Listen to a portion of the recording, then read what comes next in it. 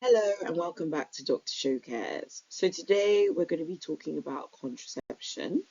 So let's start with some definitions. So contraception is also known as birth control. It's any medicine, device, or method that people use to voluntarily prevent pregnancy um, when having heterosexual intercourse. Now, there are many options available and they vary in effectiveness and the way they work. And while some are reversible, there are also other methods that are considered to be more permanent. And then also some types can help prevent against sexually transmitted infections like chlamydia, gonorrhea, HIV, syphilis, and the likes.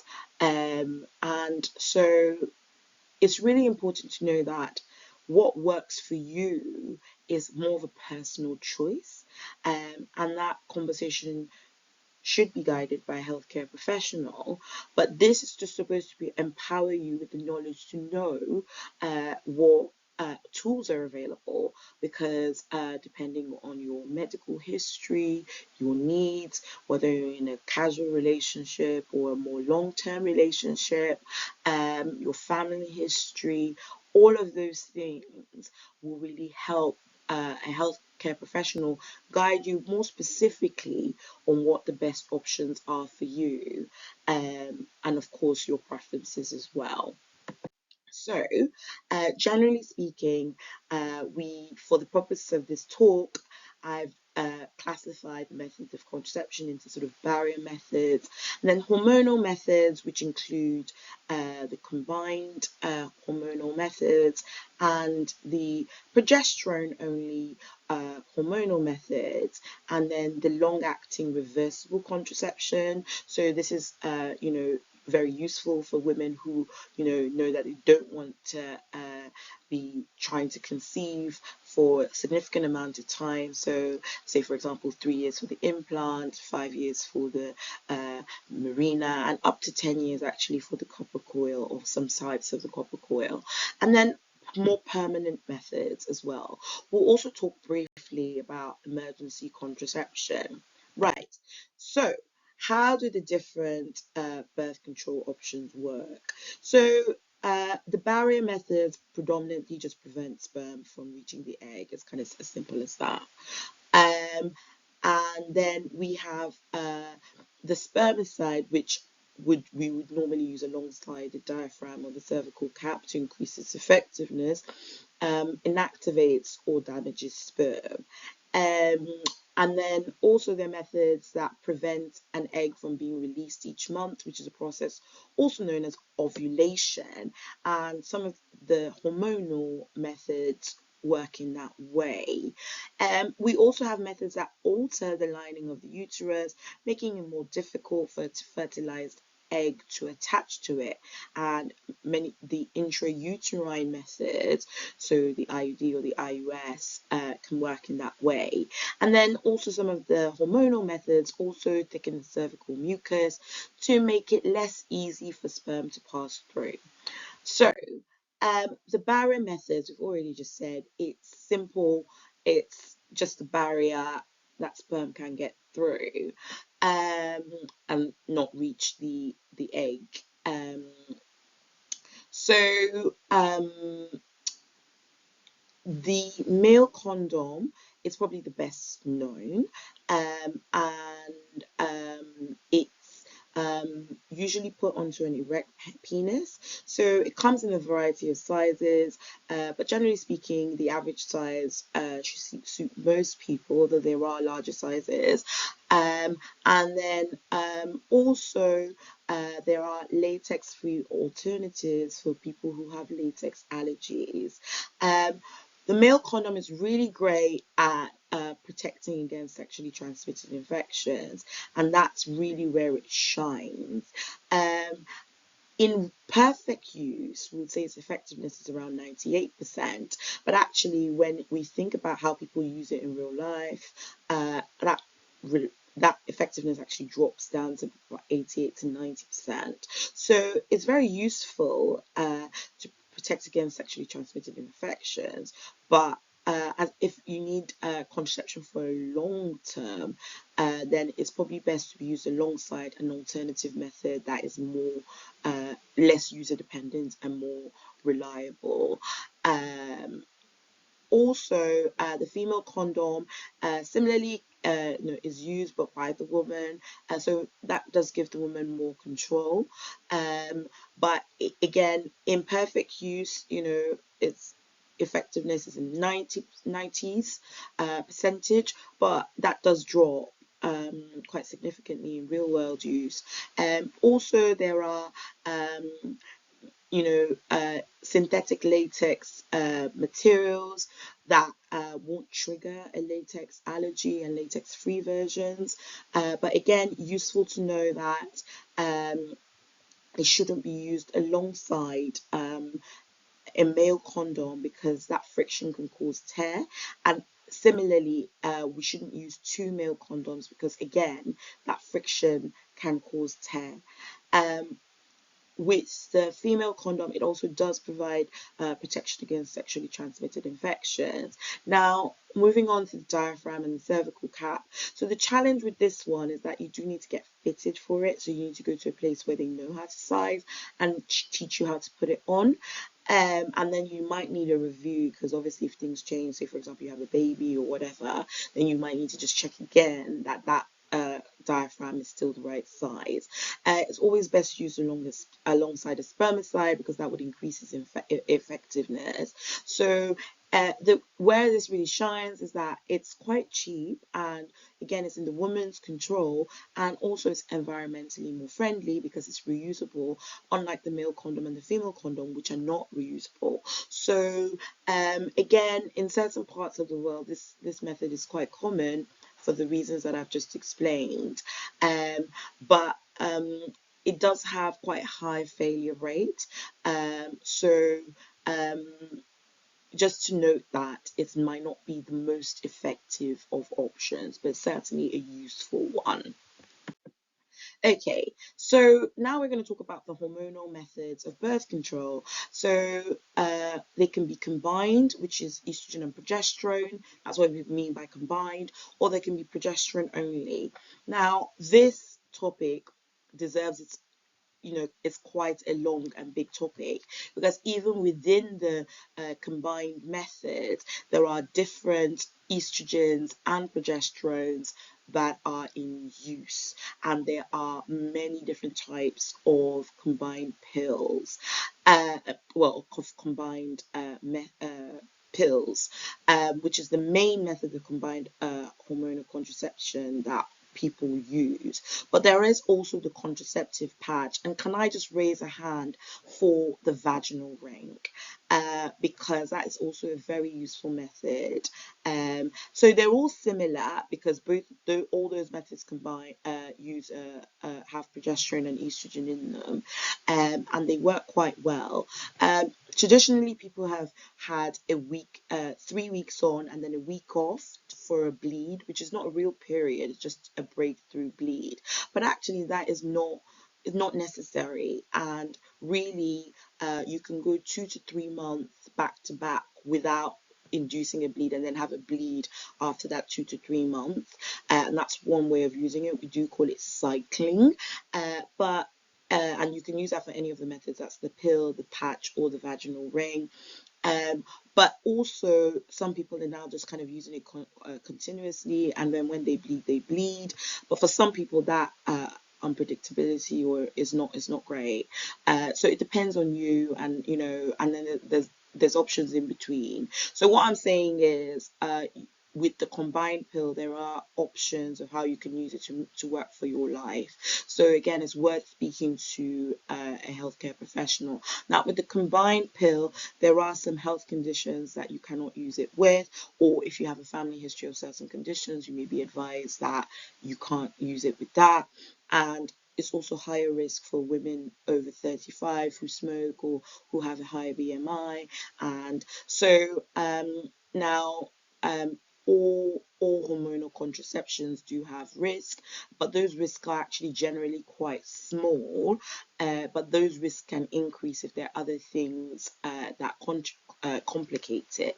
So it's worth having a conversation with your healthcare professional about it. But for a lot of people, these methods are commonly and safely used. And again, depending on other issues that one may have, such as heavy or painful periods, or acne problems, different types of the combined methods can actually really be a solution. So some people don't just use it for contraceptive needs, but also for other gynecological needs as well. Now, the progesterone-only contraceptives include the progesterone-only pill, the injection, and the implant. Now, again, the progesterone-only pill, which is also known as the mini pill, is considered to be slightly safer for more higher risk people and can be taken safely up until menopause. So whereas with the combined pill, we generally try and advise women to stop once they hit 50, because the risks then go up. So the progesterone only pill is considered to be slightly safer in certain medical conditions. The problem with it is that the bleeding pattern can be more unpredictable. So sort of how I kind of describe it to patients is that some people will have no bleeding at all, and for some people they love that, but some other people will have regular lighter bleeding, and that's fine. But you can also get a cohort of people who get irregular bleeding that is not got any rhyme or reason. And for some women, they find that difficult. And this also applies to all the other progesterone only methods, like the implants. But the injection, because it's such a high dose, generally speaking, most people don't have bleeds on it. So that's again one of the things that people really like about the progesterone only injection. The challenge is that because it's at such a high dose, again, there is a sort of and also the way it's produced, there is a theoretical risk that using it for prolonged periods may impact bone density. So people who have a risk of osteoporosis may just want to consider that. So generally speaking, the progesterone only pills can also help with period related issues, but they can be just the outcome can be a bit less predictable than with the combined pill. Okay, so uh, long-acting reversible contraceptions. So I've put the implant in here as well because the implant can stay in under the arm for 3 years, providing that long-term protection. But really, also we talk about the intrauterine devices, and this is also known as copper coil. It needs to be put in by a trained professional, and these, depending on the type, can stay in from 5 to 10 years, and that's very useful. The only challenge with these is that obviously it's hormone free, which for some women is fantastic. They don't want hormones in their body, and that's okay. But they can also, if you've already got painful or heavy periods, they can make this worse. So it's important to know that. But if you know that and that's something that you want, then it's a great choice for those women. Also, intrauterine system, which is probably I mean, obviously, this is probably my favorite method. Why? Because this method is fantastic. It stays in for 5 years. Yes, it has to be put in by a healthcare professional. And I'm not going to lie, for a millisecond, it might not be the most comfortable thing.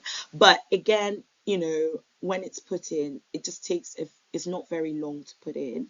And once it's in for 5 years.